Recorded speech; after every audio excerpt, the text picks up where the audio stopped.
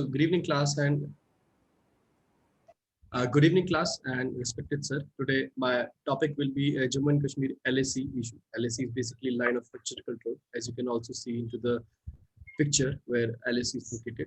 Now, in the presentation, we'll be highlighting about some of the issues which happened in the past and currently also taking place.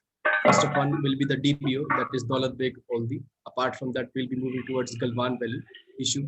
Then we'll be moving towards Pangong Lake issue, which is in the north sector and the south sector. Then we'll be moving towards hot spring area.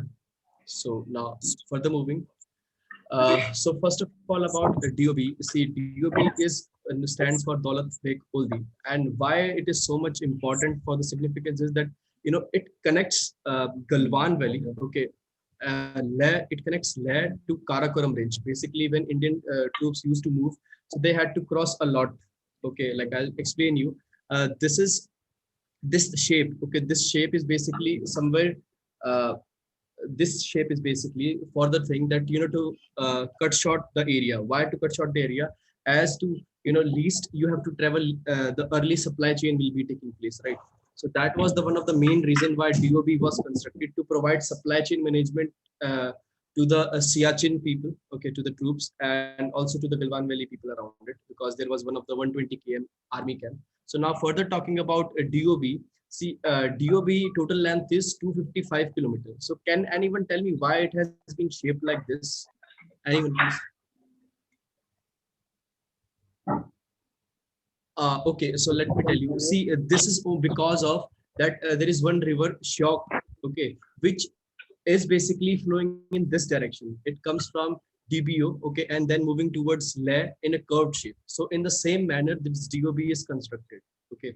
Now, apart from that, it is 255 kilometers, as I've told you, and the most important thing about this that it is world's highest airstrip. Okay, and apart from that, our Indian Air Force North base camp is over there. And why it is so much important is about the supply chain, and that is one of the reason why Chinese people were trying to uh, make any kind of difficulties for Indian people to construct it. Okay, so now apart from that, my another topic will be Galwan Valley. And in the Galwan Valley, what was the main reason of there was engagement which took place, clash took place for the people. So one of the reason was that India is constructing was constructing bridge over there, and India got completely constructed to that bridge. Why? What was the significance of that bridge, and why they were playing any kind of issues? I'll be further discussing on that. So see, this is the exact map of that area which I have just told you about. So you can see there is ITBP, Indo-Tibetan Border Police Force. There is an army base camp. Okay. Apart from that, this black line area which I have in the parallel to the blue line area, that is the DBO road. Okay. Now apart from that, you can see I have marked a yellow circle, small circle. That is where that bridge is being constructed. Why that bridge is being constructed is because see there are a lot of uh, checkpoints. Okay, you can say patrolling points which Indian army has to patrol. Okay, so for their significance, for their easygoing, this bridge was constructed so that even if in future supply chain has to be provided to Indian troops. And why supply chain? Now let me tell you that the reason for that is, see, in the Aksai area, Chinese have been constructing their infrastructure in a very very proficient way. Okay, and they have been developing it from quite a long time. So that was one of the significant, that I'll be also discussing about two front war in my next slides. So one of the things we were getting as idea that we might have to face this two front war. So that was one of the reason to construct this kind of bridges, even for the supply chain, which I have already discussed you. So now I'll be also telling this who keeps this PP point. Okay, see, for every country we make a study group. Like for China, we have made a study group, China study group. Now, what is the importance of that group is basically that groups make wholehearted decisions about how we have to deal with China. Okay, and the prominent people in that is the defense minister and all the all the chiefs of our defense forces. And apart from that, CDS is also involved in there, and PM is also involved there. So now, apart from that, Now again, I've told you about the Galwan Valley. You see, and now let me tell you, the Galwan Valley standoff is still taking place. Okay, what has been taking done now is that Indian troops and Pakistan and the Chinese troops has a disengagement, but that disengagement is actually not so much in benefit for Indian troopers. Okay, and why that is because we have to move 700 meters from that particular bridge, which I have already discussed about you. Okay, right from this yellow circle, we have to move 700 meter, to the previous area. So now, what difficulty we will be facing is that as our infrastructure is not that much well developed compared to China, then this fast moving of the troops will be at a much higher rate with China than India. So that is one of the reasons. So now coming towards this Pangong Lake. Okay, the main reason of the Pangong Lake was see about the Pangong Lake. First, I have to tell you about it. It is Androcuric lake. So basically, it is a landlocked lake. Okay, and apart from that, now moving towards the most important part, you might have heard of 1962 war, right? So 1962 war जो हुई थी, उसमें भी जो Chinese थे, they tried to infiltrate from that area, the north and the south region of the Pangong Lake. Okay, this is the basic Pangong Lake, and this red line which you can see is basically LAC. Okay, but currently this is not the exact LAC. Why? Because after 1962 war, Chinese captured a little more of Pangong Lake that is still four finger. Okay, and that is now counts to be 35%, or you can say 35 kilometers we have of Pangong Lake. Okay, now apart from that, the more important significant of Pangong Lake was that when you were engaged into this Pangong Lake, this four finger, India used to patrol till four finger. But this four finger, then what happened was that it was decided that Chinese people would only be patrolling till the eighth finger. But year by year or month by month, they were trying to move a little fast, and they reach out to finger two. And that was when there was a alarm which took place, that because they were infiltrating very fast, and they were also trying to build a permanent infrastructure into four finger and finger five area, right? So that was one of the reason. And now moving towards what is the current situation into the Pangong Lake. See, the Pangong Lake has been disengaged. Okay, but what is disengaged now? Let me tell you that disengaged is basically that my five people will be moving 100 meters, then your five people will also moving in 100 meter gap. Okay, so that is basically disengagement.